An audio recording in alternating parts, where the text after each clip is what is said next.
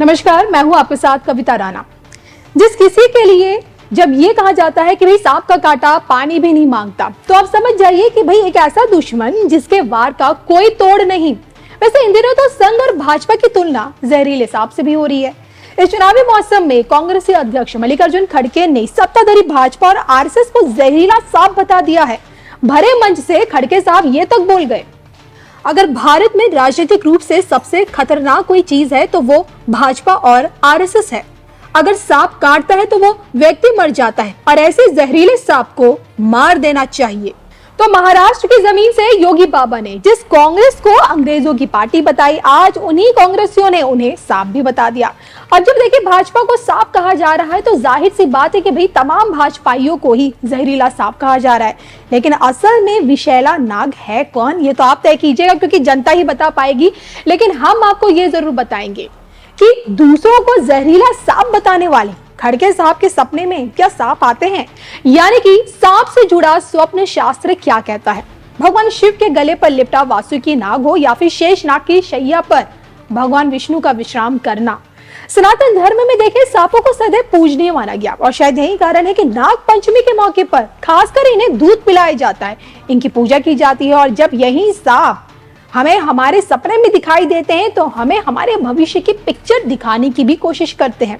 स्वप्न शास्त्र के आधार पर सांपों की दुनिया हमें हमारे आने वाले कल को लेकर क्या कुछ संकेत देती है, आइए आपको बताते हैं।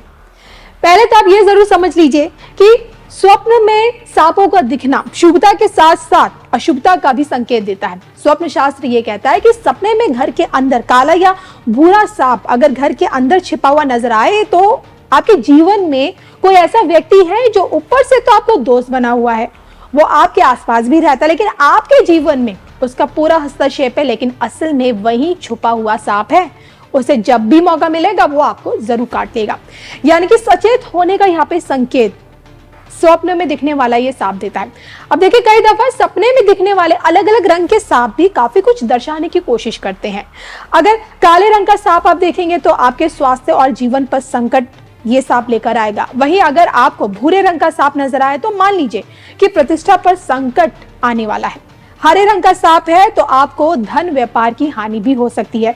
यदि सफेद रंग का सांप है तो आपकी मान प्रतिष्ठा पर भी संकट है। और इतना नहीं, अगर सपने में बार बार आप शरीर पर सांप को लिपटा हुआ देख रहे हैं, खासकर अपनी गर्दन के ऊपर, तो ये संकेत देता है कि आप काल सर्प दोष से पीड़ित हैं।